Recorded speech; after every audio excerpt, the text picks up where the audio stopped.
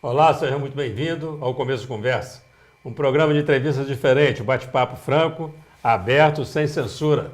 O Começo de Conversa é transmitido por 3 emissoras, Super Canal TV, UNEC TV e TV Sistec. Você também pode acompanhá-lo através das redes sociais. Um dos grandes desafios da vida é escolher uma profissão. Muitas vezes aquilo que se tem vontade de ser não traz o retorno financeiro esperado e nem o crescimento profissional almejado. E aí que surge o dilema, seguir a lógica ou o coração? E como fica a questão da vocação? Também não deveria ser levada em conta? Nosso convidado de hoje exerceu diversas atividades, mas nunca desistiu de seguir sua verdadeira vontade, trabalhar com jornalismo. Desde quando era entregador de jornal, seu primeiro emprego, logo aos 12 anos, criou o gosto pela leitura. Cada texto que lia o deixava fascinado e com desejo cada vez maior de atuar no setor. Um destino curioso e perseverante o levou a ser editor-chefe de um dos jornais mais importantes da região. Quem é o nosso entrevistado de hoje, você vai saber daqui a pouco, não sai daí. Nós voltamos já já.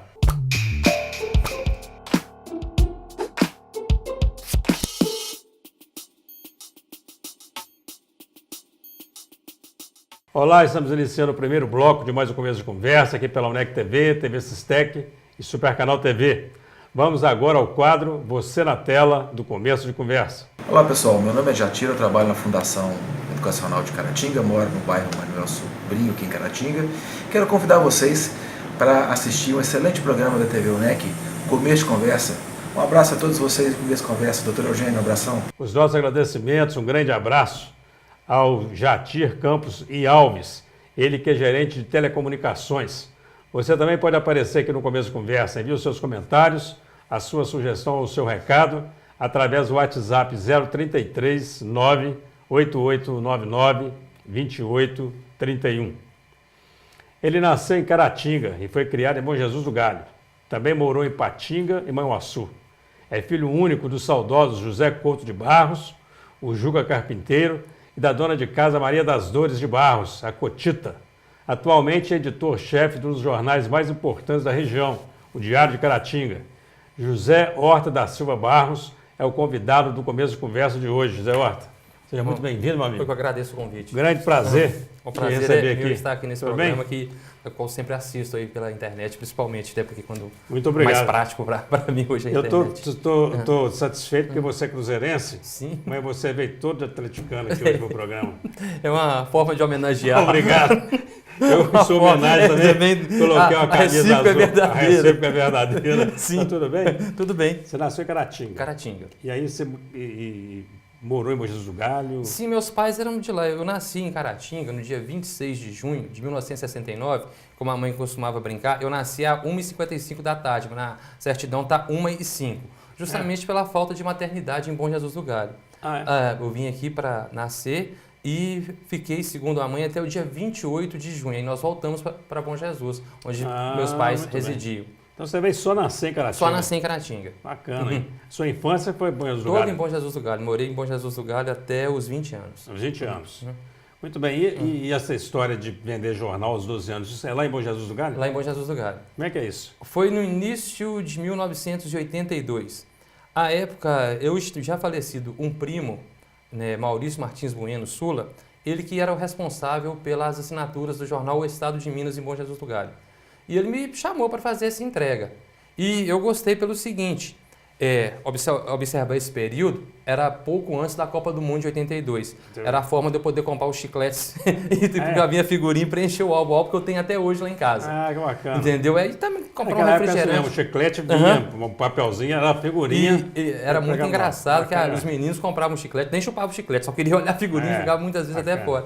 Então foi uma forma, eu já pensei nisso, a primeira coisa que eu pensei foi nisso, mas a partir do momento que você tem um jornal em mãos, cresce a curiosidade. Bacana. Né? Eu entregava, pegava numa esquina lá, a época chamava-se Rua, acho que Doutor Carlos Luz, hoje vereador José da Silva Jacó. Então, as principais entregas estavam ali, principalmente no comércio, lojas. E quando eu tinha 2 ou 3 clientes pós o jardim, eu parava no jardim e ia ler caderno de esportes. Bacana. Entendeu? E só que o muito engraçado que o próximo cliente que tinha que entregar, ele já reclamava. Ô Zé, da próxima vez senta aqui no meu escritório e lê o caderno de esporte, você está me entregando meu jornal todo bagunçado. Que ele percebia, né? O jornal não estava, né? Aí eu parei, mas não, muitas vezes eu chegava lá e ler principalmente política, economia, eu sentava e ia ler esse caderno de esporte e continuava mais 2 entregas. E porque gostava também de esporte? Eu gostava de esporte. Uhum.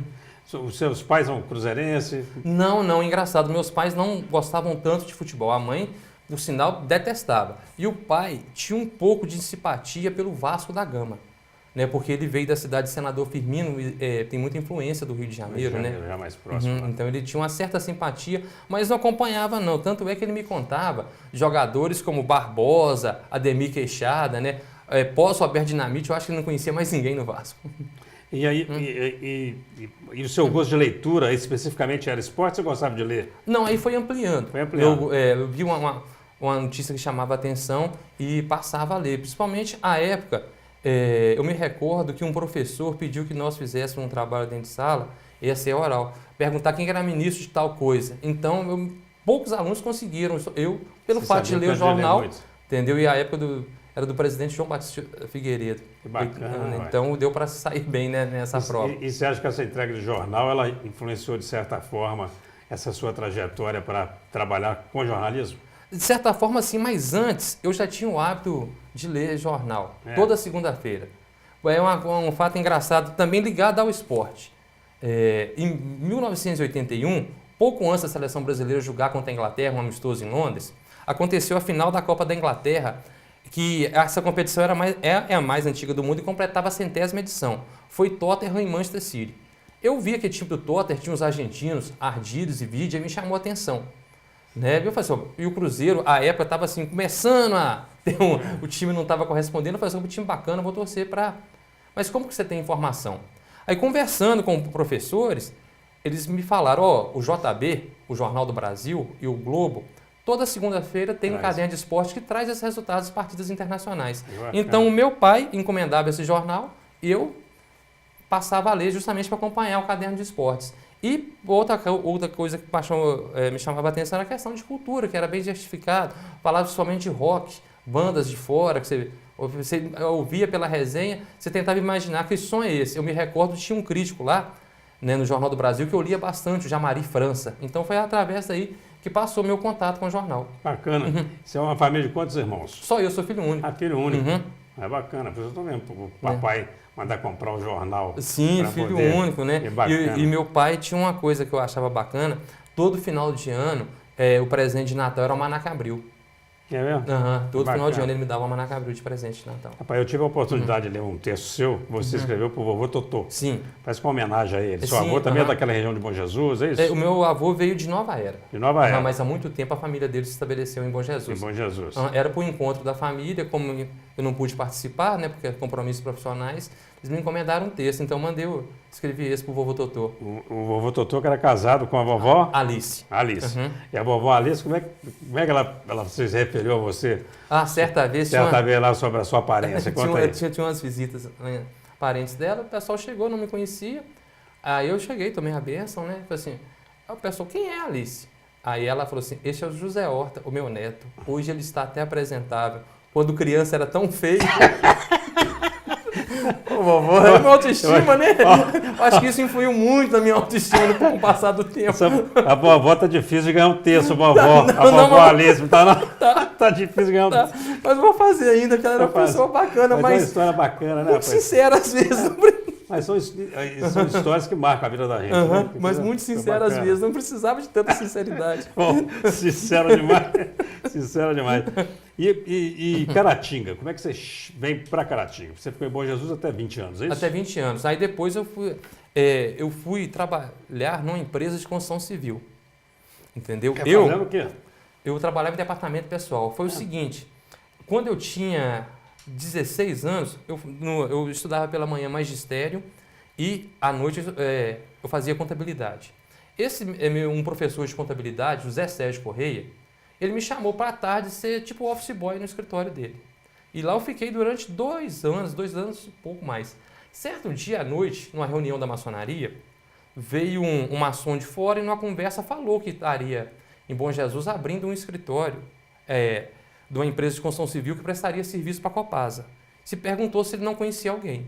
Ele me indicou. Ele falou assim, e ele até me falou no dia seguinte, Zé Horta, você vai lá fazer uma entrevista, mas tudo indica que você vai trabalhar. Porque aqui, infelizmente, Bom Jesus não tem condição de te pagar mais, e lá você vai ter carteira assinada, tudo isso. De Caratinga. Não, em Bom Jesus. Em Bom Jesus. Em Bom Jesus. Então, nessa empresa, fez um reservatório para a Copasa. Reservatório não, estação de tratamento de água para a Copasa. Essa obra acabou em 1989. Aí, no ano seguinte, 1990, eu seria demitido, o engenheiro gostava do meu trabalho e pediu para eu trabalhar lá em São Domingos do Prata, que era outro serviço lá, mas no caso de pavimentação asfáltica. Em São Domingos do Prata eu fiquei até 92, embora nesse intervalo eu tive alguns meses na cidade de Várzea da Palma tirando férias de um funcionário lá. Em 92 apareceu uma vaga em Ipatinga. Eu fui para Ipatinga em 1992 e fiquei lá até 2005. E para Caratinga eu vim trabalhar justamente em 2013. Houve um intervalo. 2013. Aham. Está há 5 anos aqui. 5 anos. E hoje aí dirigindo um dos maiores jornais diários aí de toda uma região. Sim, a gente até costuma falar lá, professor, se pegarmos a BR-116, que corta a parte de Minas Gerais, né, jornal diário, você vai encontrar em pouquíssimas cidades. E com esse tempo de existência já.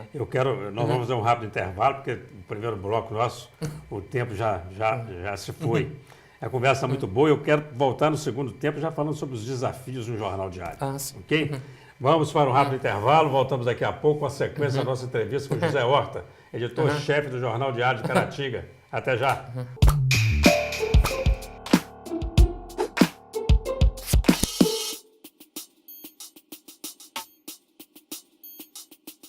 Olá, estamos de volta com o Começo de Conversa, hoje recebendo a visita do jornalista José Horta, que atua como editor-chefe do Jornal Diário de Caratinga. José Horta, e aí eu deixei uma pergunta no ar no primeiro bloco, quais são os grandes desafios de um jornal diário?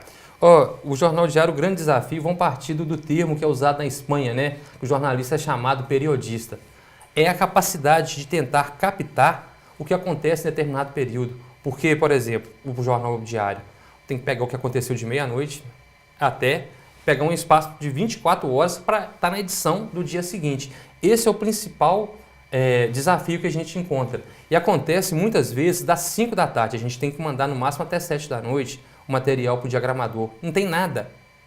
É você tentar não inventar notícias, é adaptar notícias. Pegar uma notícia nacional, teve um aumento do preço tal. Conversa com o empresário, como isso vai influir no seu comércio, com o cidadão, nas contas dele. Então esse que eu sempre falo lá que é o desafio, né? Que é, voltando ao termo que eu falei do periodista, né? É captar o que acontece em determinado período. São duas questões básicas, tão importantes, né? Que é captar notícia nesse período e também fechar uma edição. Fechar uma edição, porque a gente tem um prazo. Você tem um prazo, quer dizer, você fecha a sua edição que horas, por exemplo? Olha, a gente tem que mandar o material para o diagramador, a orientação até 7 da noite.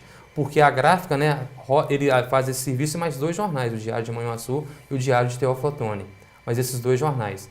Então, quando também a gente tem algo relevante que acontece, a gente já liga, fala, segura aí porque aconteceu algo importante e a gente não pode deixar de sair amanhã. Vai quer dizer que você fecha um material 7 horas, mas não tem ainda o trabalho do diagramador, porque ele vai trabalhar em cima disso.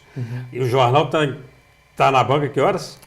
Já está assim que o pessoal abre, hoje já tem condição do jornal estar na banca. O jornal está na banca. Inclusive tem hoje assinantes que até elogia que 7 da manhã o jornal já está com ele. Isso é 24 horas trabalhando. 24 horas por conta mesmo. Impressionante. Por conta. E quer dizer que aí surgiu o problema 2 horas da manhã.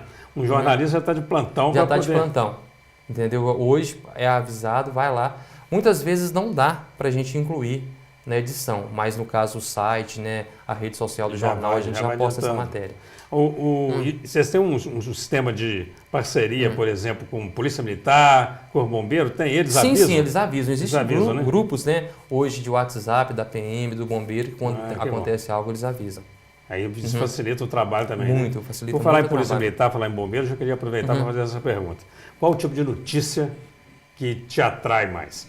Quer dizer, eu vou deixar 2 perguntas. Qual que vende mais e qual que você gosta mais? Olha, eu gosto muito de notícia da parte de cultura. Eu gosto muito dessa notícia e dentro das possibilidades eu consigo incluir no jornal. Mas a gente percebe que o público gosta muito da editoria de polícia. Ele gosta, né? O público gosta muito da editoria de polícia, mas eu brinco, de segunda a sábado.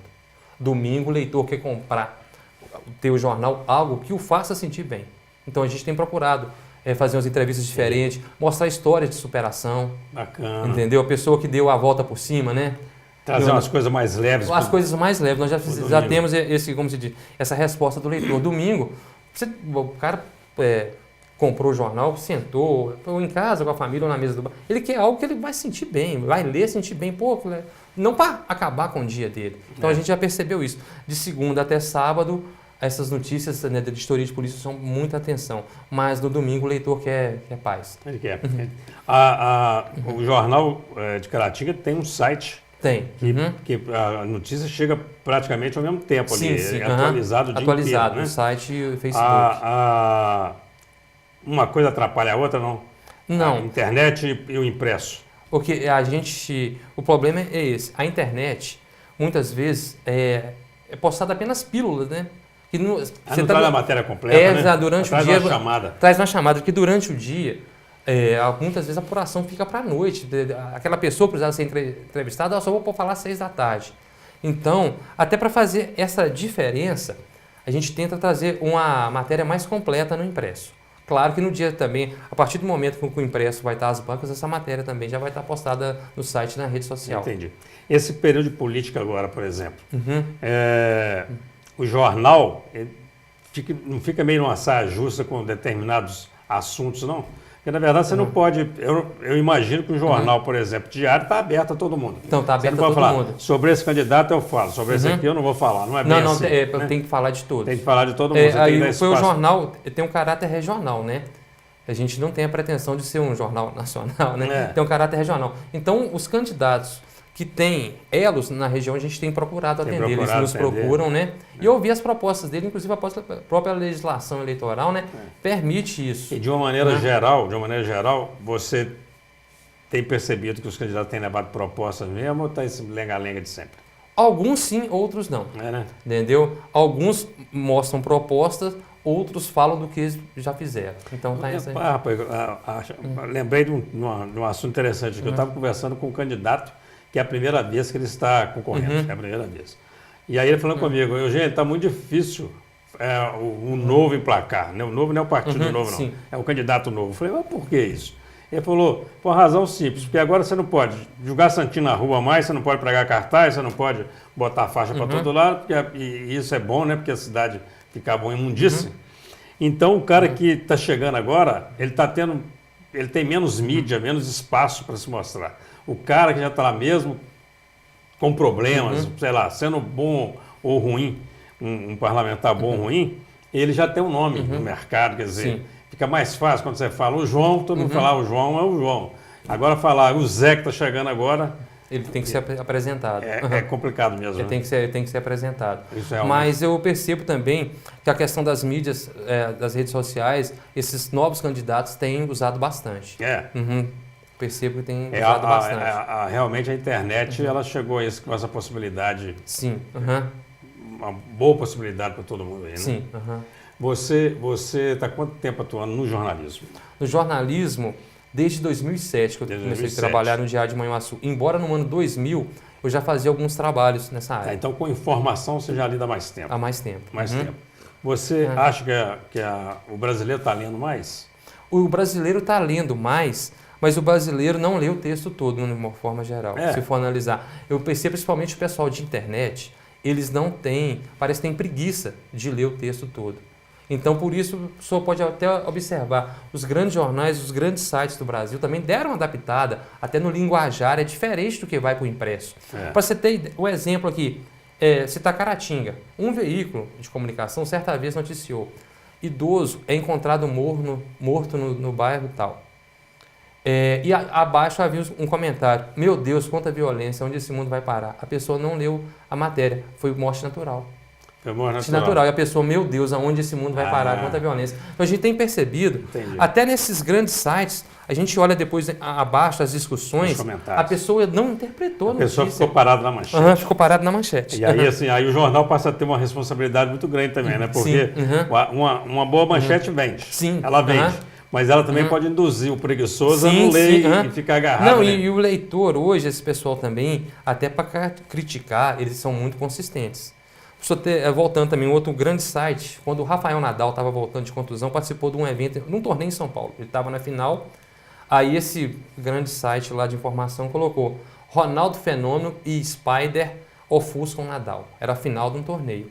Olha, eu estava observando, inclusive eu até comentei lá, em minutos foi uma centena de críticas, entendeu?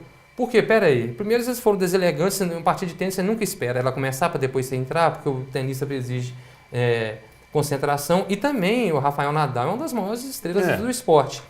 Aí não demorou nada, quando eu voltei na página inicial, estava lá, Ronaldo Fenômeno e Spider assistem a final de Nadal. Entendeu? E essa força que a rede social tem. Me desculpa alongar também, esse aí eu acho até um lado positivo. Mas assim, o jornalista também não pode ficar refém, como a gente fala, o tribunal da rede social. Um exemplo agora, recente, a revista New York, né, dos Estados Unidos, existe em 1925. Foi uma revista de grandes artigos, um pensamento mais liberal, e todo mês de outubro existe um congresso dela, de palestras, debates. Convidaram, desculpa se eu errar o nome, Steve Banner, uma coisa assim, ele foi estrategista do Trump. Uhum. E ele é um cara de direita, tinha um site que forjava notícias, artigos até racistas, e o pessoal ameaçou cancelar a assinatura, não prestigiar, porque esse cara iria participar. Aí o editor David Haim acabou cancelando a participação dele. Sim. Por aí, independente, eu penso aí, se você concorda ou não, num evento desse tipo, onde se discute ideias, o contraditório também tem que prevalecer. Não prevalecer, participar. Né? Tem que ter a chance dele. Eu quero aproveitar o gancho e já vou deixar uma questão para a gente iniciar o terceiro bloco. Quero falar sobre fake news, sobre como que o jornal que se preocupa em trabalhar com a boa notícia, como é que ele lida com isso. Quero falar também sobre os desafios do editor-chefe. Sim. Você não sai daí, a conversa está muito boa. Nós estamos conversando aqui com o José Horta, ele é editor-chefe do jornal Diário de Caratinga. Não sai daí, nós voltamos já já.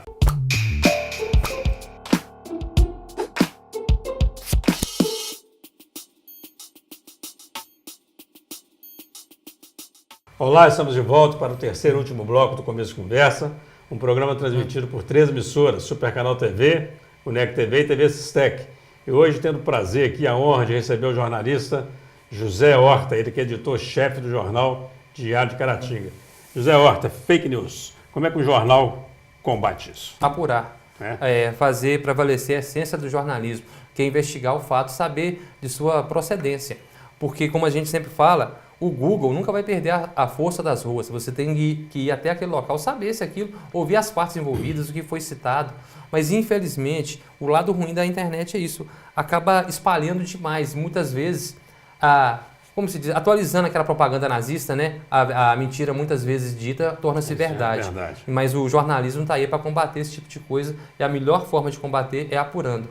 Mas é um trabalho árduo, né? Sim. É uma luta quase que inglória, porque a internet é muito rápida, né? Muito rápida.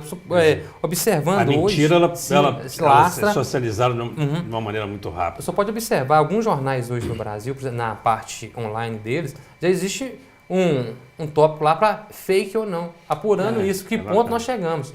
Antes, as fake news, né, eram criadas, sei lá, por jornalistas, sei lá, teve algum desvio. Tem um caso famoso, o professor, do Washington Post, né, que é um grande jornal que ajudou a derrubar o Nixon. A maior fake news considerada jornalismo é ele, quando começou, nos anos 80, uma jornalista lá, Janet Cook, publicou um artigo que foi premiado pelo Pulitzer, O Mundo de Jimmy, que um menino de 8 anos era viciado em heroína.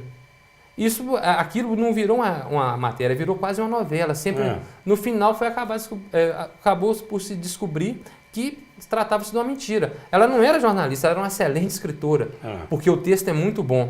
Mas bem contada e acabou convencendo todo mundo, inclusive o editor, que é um cara que eu admiro demais no jornalismo, que é o Ben Bradley, que era o cara assim, bem correto, com uma história de vida muito bacana, desde lutar em Segunda Guerra, né? E para ele ficar isento em algumas situações. Ele era um jornalista, editor de um jornal importante, que era amigo próximo da família Kennedy, cresceu com eles. Muito bem. A gente tem informação que o editor, ele já ganha muito mais mesmo, diz que o salário é muito alto. Qual é a responsabilidade do editor no jornal? Olha... Seu salário você não precisa falar. Não, perfeitamente, né? O editor deixa organizar as pautas, entendeu? Receber o material, olhar e falar assim, não, acrescenta tal coisa. Você lê toda, o editor lê toda a matéria que chega? Toda a matéria que chega. Entendeu? E não para na manchete, não. Lê a matéria? Lê a matéria toda. Fala assim, ó, precisa... É muito trabalho. tal coisa aí. Ouve essa pessoa aí, se ela pode, né, acrescentar tal que aí ele ficou bem orienta vago. nesse sentido também. Orienta nesse sentido. O jornalista você podia voltar e apurar mais aqui. Porque pela manhã, diferentemente aqui no jornal, geralmente o editor chega mais tarde, né? Eu já chego cedo, já converso com o pessoal. Quando dá, a gente tem uma reunião para tratar das pautas. Dessa forma que a gente trabalha. E olha, assuntos relevantes, né? Que chamam a atenção de Caratinga. O horário, eu sei que o editor costuma chegar mais tarde, que não é o seu caso. Mas sair, ele é praticamente o último, né? É, o último. Ele praticamente apaga as luzes, né? Ele que é o último a sair. E qual que é a autonomia num editor? Você tem autonomia, por exemplo, para decidir o que vai para a capa, o que vai para a página 2, o que vai para a página 3? Sim, até certo ponto. Que a gente, de acordo também com o tamanho da matéria. Porque, por exemplo, na página 3, pode ter um anunciante que ocupa um determinado espaço, vai de acordo, aí isso fica a cargo do diagramador. A gente passa para ele a relação das manchetes e a cargo dele a encaixar esses textos dentro do jornal, das 12 páginas. Tá, e o que vai virar manchete, Fábio? Porque o jornal, ele pode trazer várias notícias importantes, mas tem aquela que você pega o jornal, tá lá a manchete enorme lá, né? E a que chama a primeira atenção do leitor, né? Essa é uma determinação do editor também? É uma função dele escolher essa... Olha, é determinação, mas lá entre nós há diálogo. Né?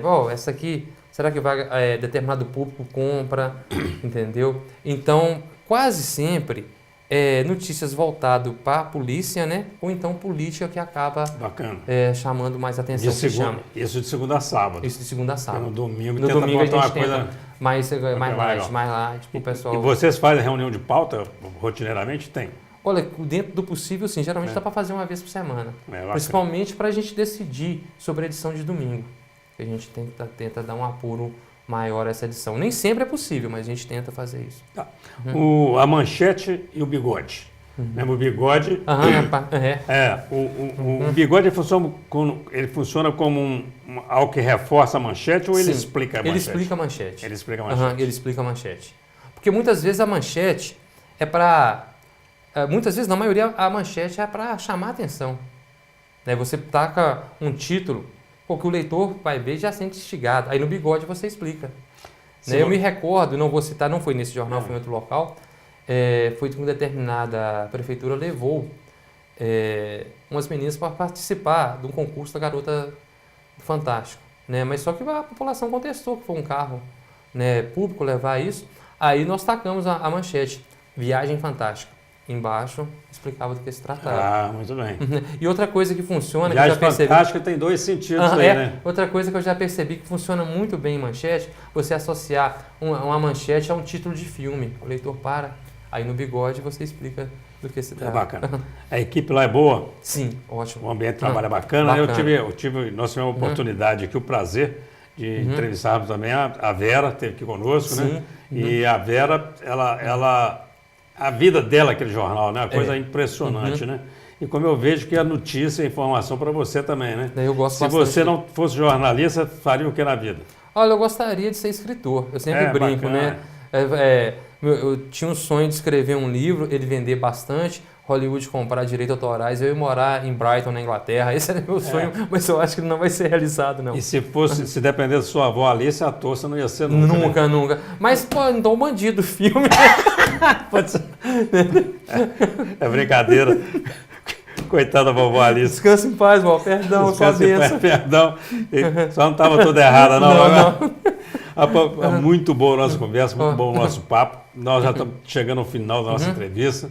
Eu queria primeiro te falar do prazer que foi te receber aqui, o respeito que eu tenho pelo seu trabalho, muito como obrigado, editor, como profissional, o respeito que eu tenho pelo pessoal lá do Jornal Diário de Caratinga. E eu queria que você utilizasse aí um tempinho no final desse terceiro bloco, se dirigisse a essa câmera aqui e deixasse aí uma mensagem para os nossos telespectadores da UNEC TV, da Supercanal TV, da TV Sistec, para os nossos internautas também. Perfeitamente. À vontade. Eu agradeço o convite, é uma honra estar aqui.